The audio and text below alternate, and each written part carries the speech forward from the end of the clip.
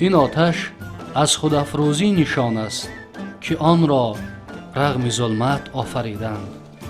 ز نورش کرده روشن خانه دل، شررهای محبت آفریدند.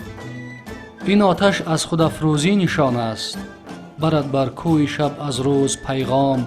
چراغ روز افروز نباشد، ندارد صبح کاذب فرق از شام.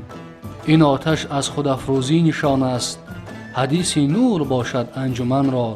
فروغ نوبهار جاودان است، زمستان مرده می سازد بدن را. این آتش از خود افروزی نشان است، گل نوروز از آن آثار دارد. از آن باشد خط زرد سیاه گوش.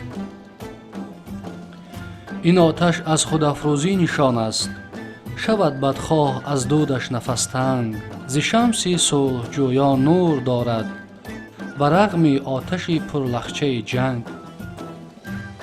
این آتش از خود افروزی نشان است، نخستین کشف از دور هوشنگ است. در آن باشد شکست ظلمت از نور، که نوری سخت جان فرزند سنگ است. این آتش از خود افروزی نشان است، سرای نور باشد چشم بیدار. به نرما با خیال فصل گرما، بدارد دست ننگ از دامن کار.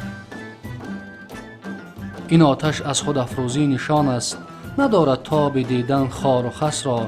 ز دشت در گرفته سبزه رسته، کند پر نورتر چشم هوس را.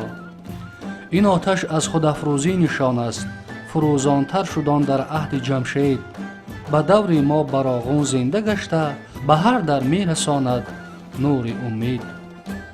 این آتش از خود افروزی نشان است، نخست آن می فروزد شمع نوروز. به جشن آماده تر سازد زمین را، به سوزن نور آتش مثل گلدوز. این آتش از خود افروزی نشان است، زمین را آسمان را می کند گرم. این آتش بهر نوروز جهانی، دل خلق جهان را می کند گرم.